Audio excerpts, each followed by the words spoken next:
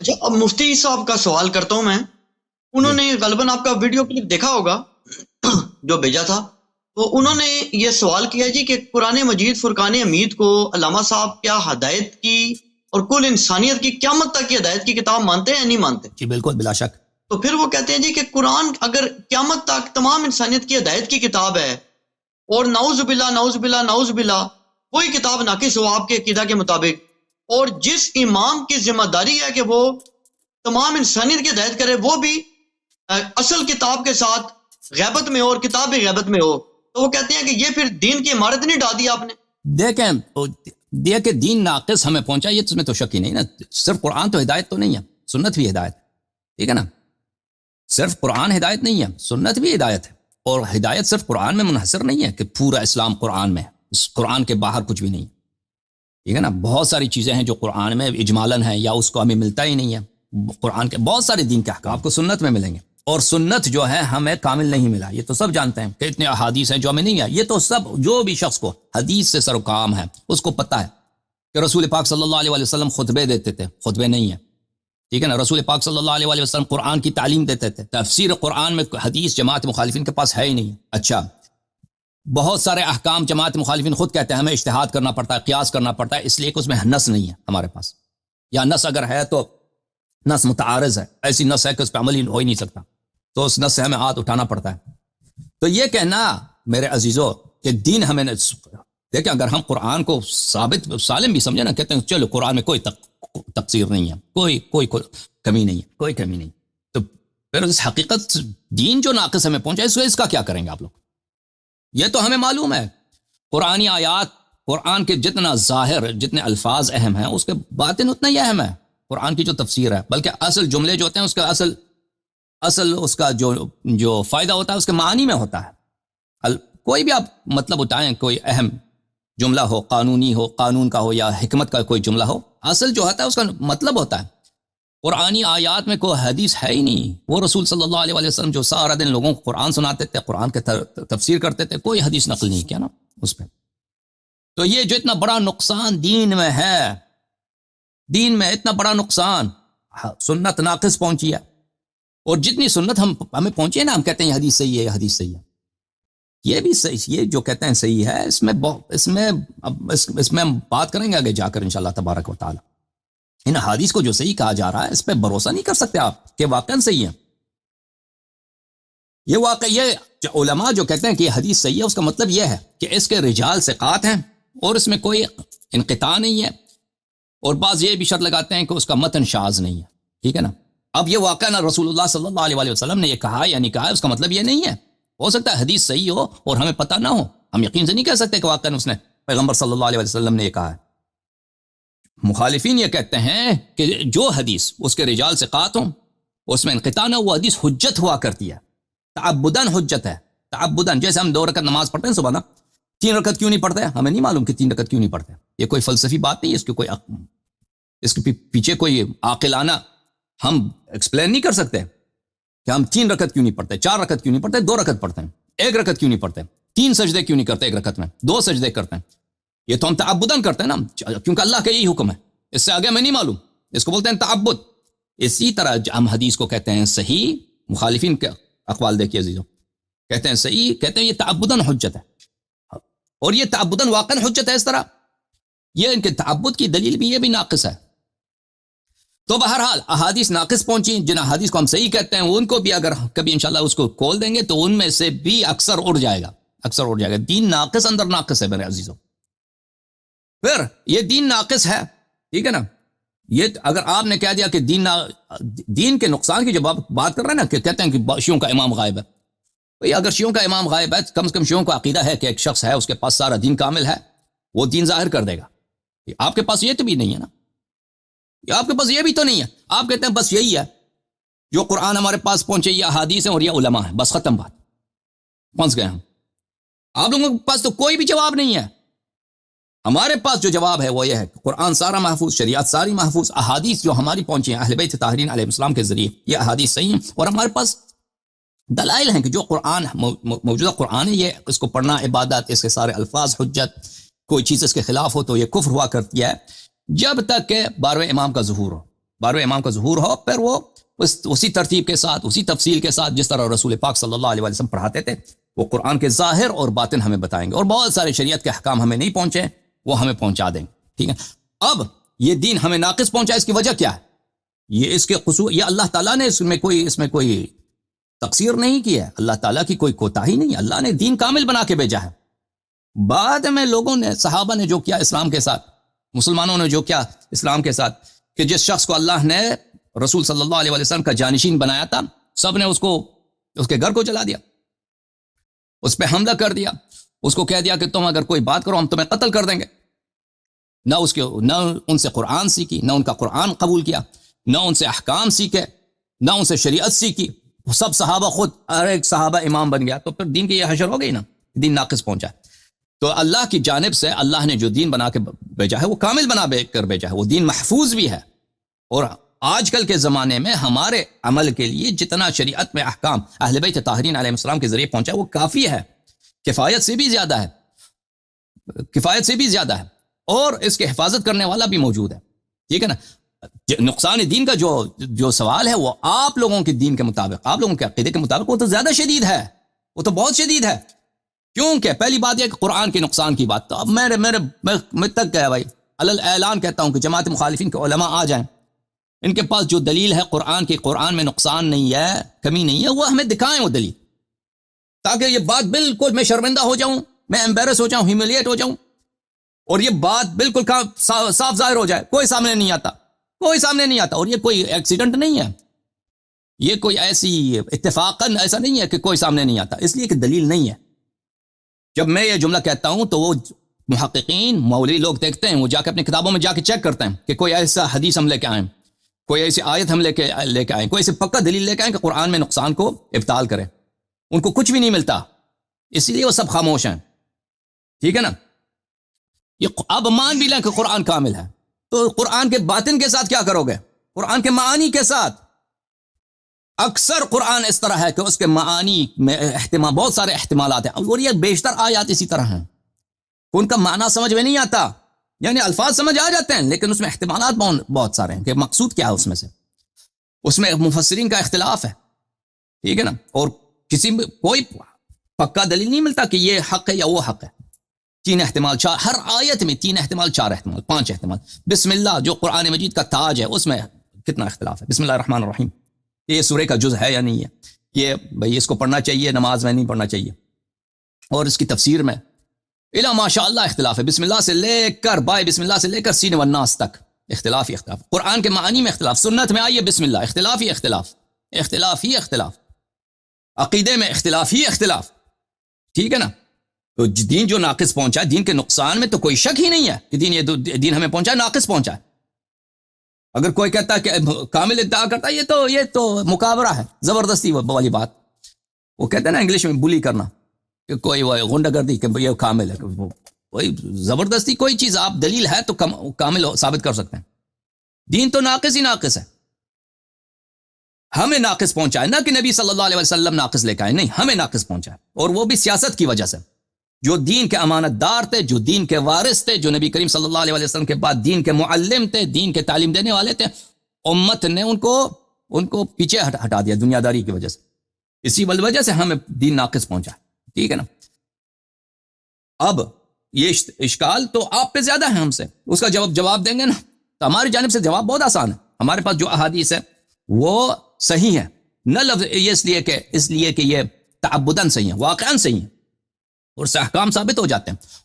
اور اس کے علاوہ وہ شخص جو اس دین کا، اللہ کی جانب سے اس دین کا امانت دار ہے، وحی کا امانت دار ہے، نبی کریم صلی اللہ علیہ وسلم کے سارے معجزات، نبی کریم صلی اللہ علیہ وسلم کی جانب سے جتنی ہدایت تھی، جتنا ان کا اللہ نے جو حرف بحرف ان کو دیا تھا، ایک حرف بھی ضائع نہیں ہوا ہے، وہ سب ان کے پاس موجود ہے.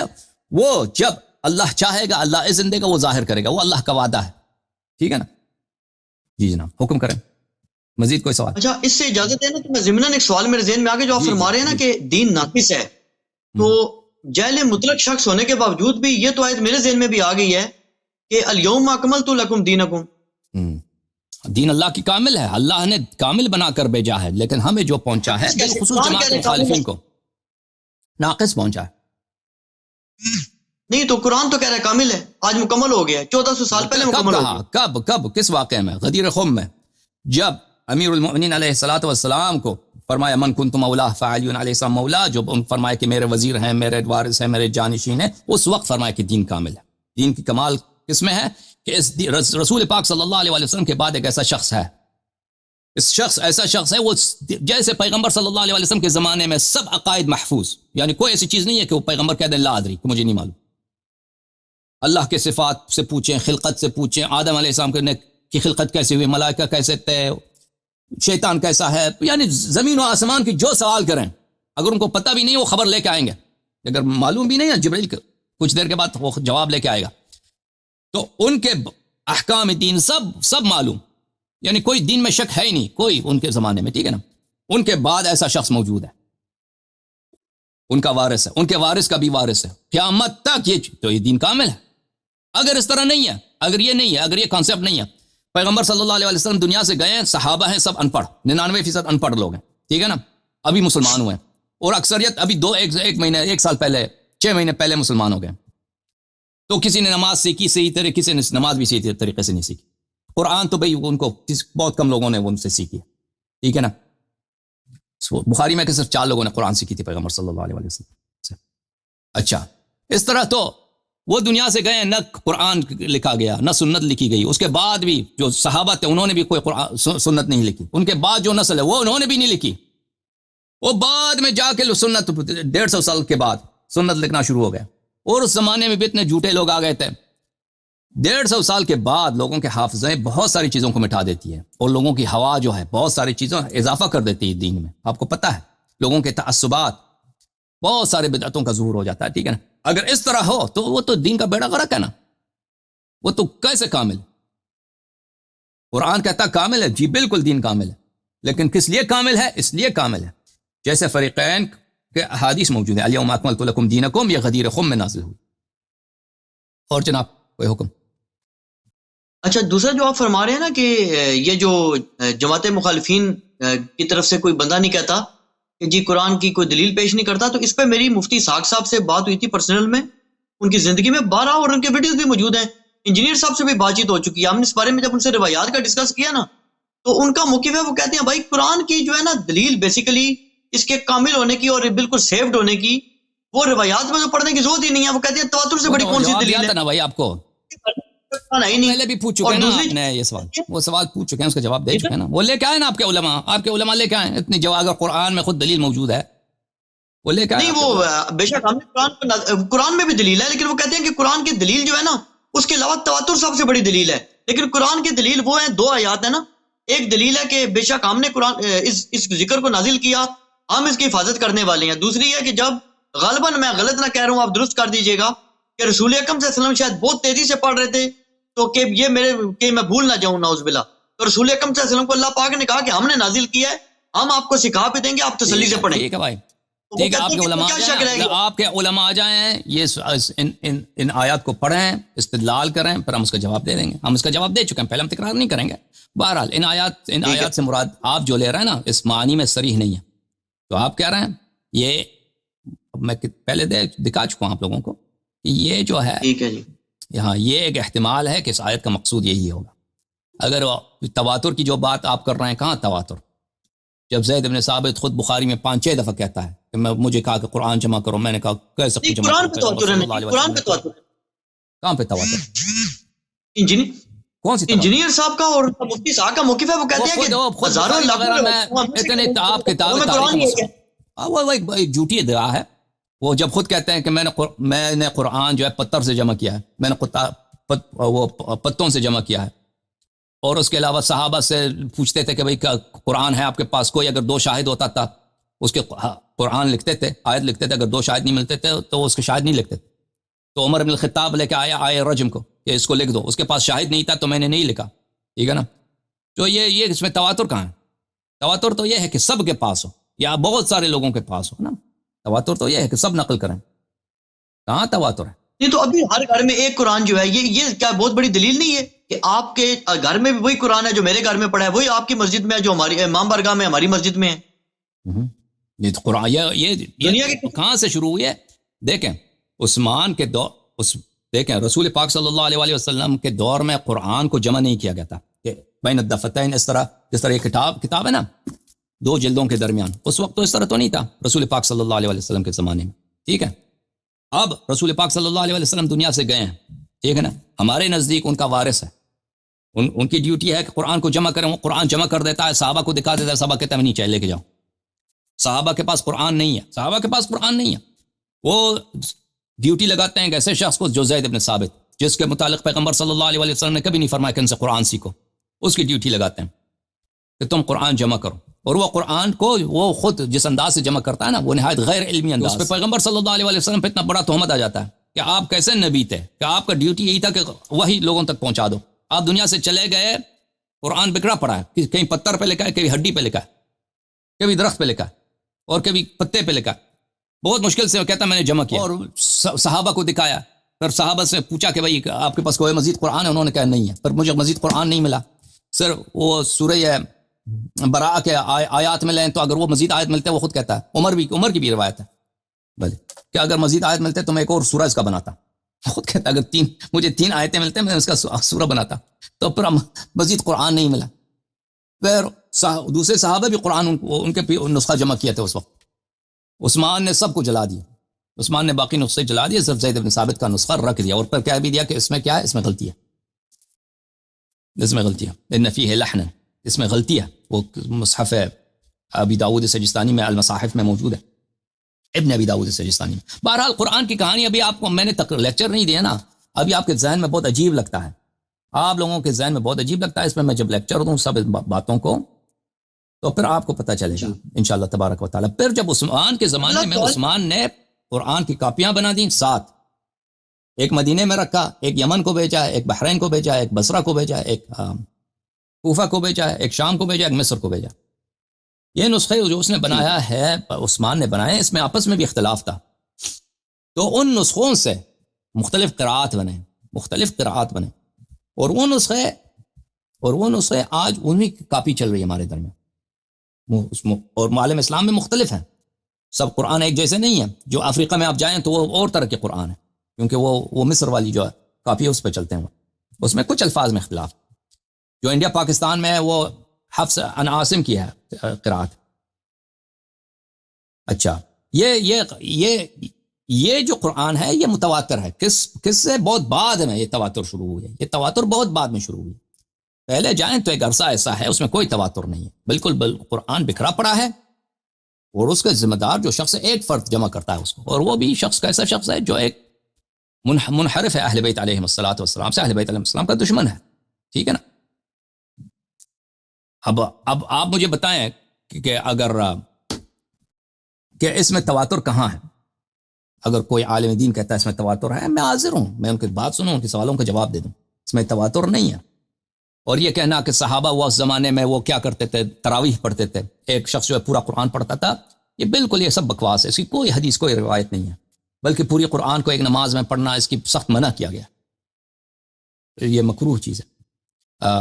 اچھا یہ ایک اور چیز ہے جی، ہاں جب ہم کفار کے ساتھ ملحدوں کے ساتھ جب بحث ہو جائے ہماری، تو ہماری بہت بڑی دلیل ہوتی ہے. یہ میں نے انٹرنیٹ پہ جا کے بھی دیکھا ہے، اس پہ وہ بڑے مروب ہیں مسلمانوں سے کفار، کہ مسلمانوں کا چھوٹا بچہ بھی پورا جو ہمارا جو موجودہ قرآن، یعنی کہ جو آپ کے گھر میں بھی ہمارے گھروں میں بھی ہے، اس کو زبانی یاد کر لیتا ہے. یہ اللہ کا مرض ہے. تو اگر یہ نعوذ باللہ ناقص ہو تو اتنا بڑا مرض اللہ نے اس میں کیوں ڈال دیا ہے، جبکہ دنیا کی کوئی کتاب نہیں جس کو کوئی یاد کر سکے. عیسائی اس بات کو قبول کرتے ہیں، اگرچہ وہ کہتے ہیں جی نعوذ باللہ بچوں پہ ظلم کرتے ہیں، ہم نہیں کرتے، لیکن وہ کوئی ماں کا لال ثابت نہیں کر سکتا کہ اس قرآن کے علاوہ کوئی کتاب کو یاد کرے. نہ شیعہ نہ سنی کوئی ثابت نہیں کر اگر سکتا. مسلمان اپنی کتاب کو حفظ کرتے ہیں نا، کہ یہ کوئی اس کی دلیل نہیں ہے کہ اسلام حق پر ہے. مثلا کل کوئی ہندو آ جاتا ہے اپنی کتاب کو حفظ کرتا ہے شروع سے آخر تک، اس کی دلیل نہیں ہوتی نہیں کر سکتا. یہ تو کمال ہے، کر ہی نہیں سکتا. کیوں نہیں کر سکتا؟ اگر کوئی شخص بیٹھے گیتا سیتا کو حفظ کرے، وہ نہیں کر سکتا. یہ کوئی ناممکن بات نہیں ہے. سر نہیں کر سکتا. وہ بھائی کر لیتے ہیں. یہ تو بات ہے، یہ تو مرد ہے. اور بہت سارے لوگ ہوتے ہیں پورے مثلا حافظ کے اشعار ہیں اس کو پورا حفظ کر لیتے ہیں. بہت سارے لوگ ہوتے ہیں مختلف کتابوں کو حفظ ہو جاتی ہے، وہ حفظ کر لیتے ہیں. اگر کوئی شخص کر لیتے ہیں، یہ کوئی ناممکن بات نہیں ہے. جیسے قرآن کو حفظ کرنا یہ ممکن ہے انسان کے لیے، آپ محنت کریں وہ حفظ ہو جاتی ہے، محنت نہ کریں حفظ نہیں ہوتی. یہ کوئی کرامت معجزہ نہیں ہے بھائی کہ قرآن حفظ ہو جائے. قرآن جو شخص حفظ کرتا ہے وہ بہت کم ہوتے ہیں لوگ جو معجزے سے حفظ ہو جاتے ہیں. وہ لاکھوں کروڑوں میں ایک ہوتا ہے. کئی ایران میں ایک شخص تھا وہ پچھلے صدی میں بہت سارے لوگوں نے شہادت دی کہ وہ ان پڑھ آدمی تھا, ایک دفعہ اس کو اچانک قرآن حفظ ہو گیا. ٹھیک ہے نا, کربلا کاظم نام تھا اس کا. اب وہ ایسے لوگ بہت کم ہوتے ہیں. اکثر لوگ جو حفظ کرتے ہیں وہ محنت کے ساتھ حفظ کرتے ہیں. اب دوسرے لوگ نہیں کرتے اپنی کتابوں پہ, لیکن آپ کہاں سے کہتے ہیں کہ یہ ناممکن ہے؟ کوئی اس کی دلیل نہیں کہ ناممکن ہے. کوئی شخص بیٹھ جائے محنت کرے, مثلا آپ کے اس کو کوئی کسی شعر کا کتاب دے دیں, وہ حفظ کرے, پورے شعر کو حفظ کرے, کر سکتا ہے, کوئی ناممکن نہیں ہے. بہت سارے علماء تھے, ایک عالم تھا تہران میں, اس کی وفات ہو گئی ہے, وہ پورے نہج البلاغہ کا حافظ تھا, پورے نہج البلاغہ اسے رٹا لگایا تھا. وہ نہج البلاغہ قرآن سے کئی گنا بڑا الفاظ میں, اس نے پورا رٹا لگایا تھا. کوئی رٹا لگانا چاہے رٹا لگا سکتا ہے, اس میں کوئی ناممکن بات نہیں ہے. اوکے جناب, اب دوسروں کو بھی وقت دیں, آپ نے ایک گھنٹے سے زیادہ وقت لیا بھائی. جی اگلا سوال یہ ہے کہ جب حضرت مولا علی علیہ السلام کو خلافت ملی, وہ دوسروں کو وقت دے دیں بھائی, اگلے ہفتے آپ سے مزید بات ہوگی نا.